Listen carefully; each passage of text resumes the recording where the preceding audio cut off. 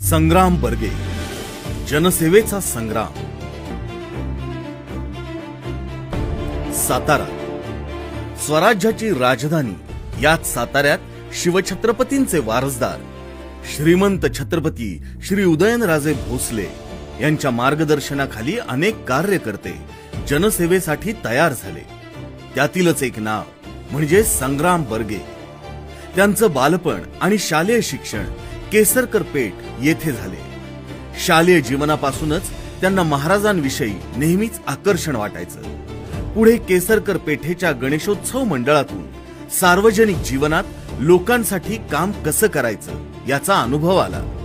संघटन कसं करायचं आणि त्यातून समाजोपयोगी चांगली कामं मार्गी कशी लावायची याचं शिक्षण मिळालं.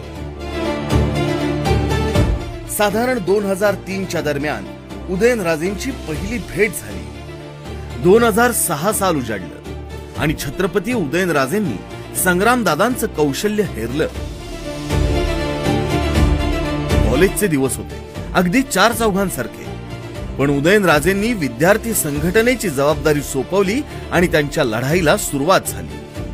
विद्यार्थ्यांच्या समस्या सोडवताना नेतृत्व गुण तर विकसित झालेच, शिवाय मित्रांचा गोतावळाही वाढू लागला.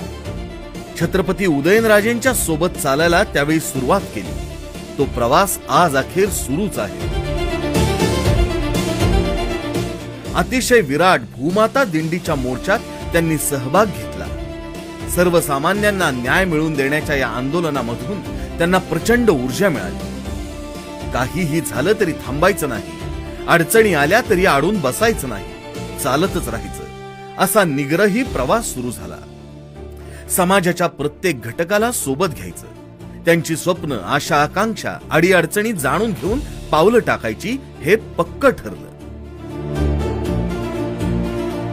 युवा पिढीला अपेक्षित अशा प्रकारच्या क्रिकेट स्पर्धा, उदयनराजे श्री बॉडी बिल्डिंग स्पर्धा त्यांनी आयोजित केल्या.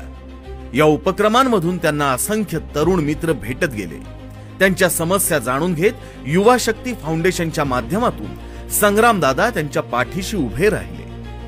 याबरोबर युवा पिढीला आदर्श वाटेल अशा भावेश भाटियासारख्या प्रेरणादायी व्यक्तींची तरुण पिढीला ओळख करून देण्याचे काम सामाजिक जबाबदारीने हाती घेतले.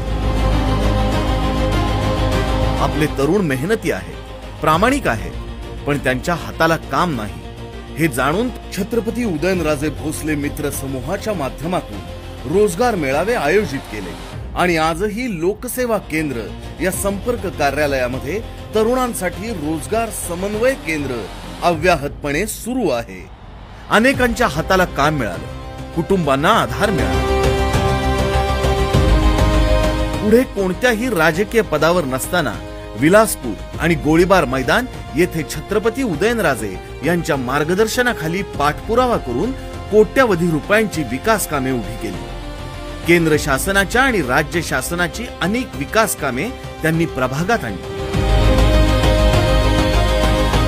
सार्वजनिक जीवनात काम करत असताना ज्या कुटुंबांना आणि नागरिकांना सरकारी कागदपत्रांसाठी झगडावं लागतं त्यांचं काय, असा विचार त्यांनी केला आणि मग काम करत राहिले.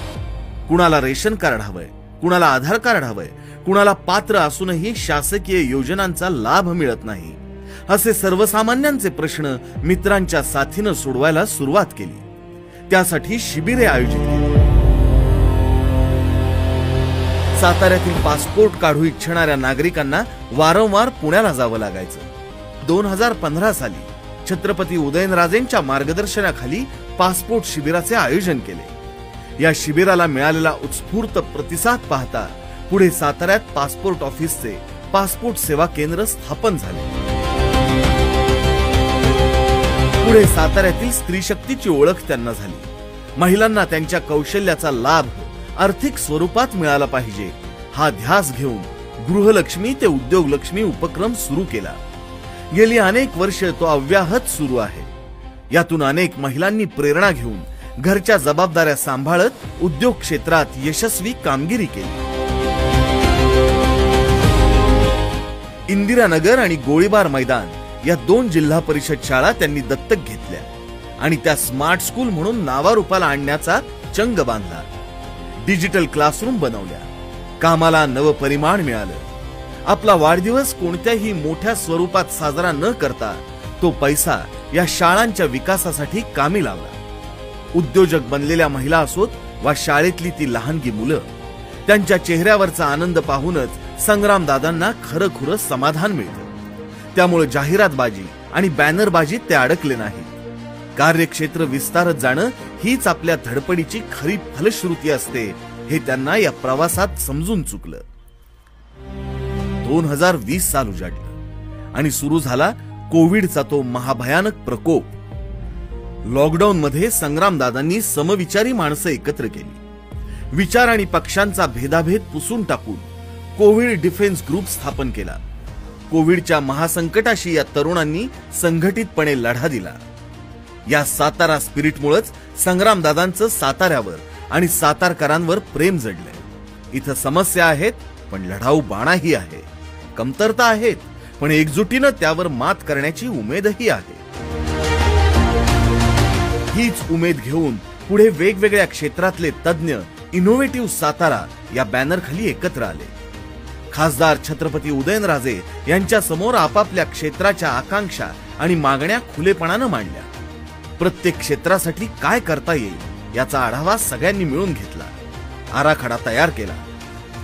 23 वर्षांच्या या प्रदीर्घ प्रवासात आणखीही बऱ्याच सकारात्मक गोष्टी घडल्या.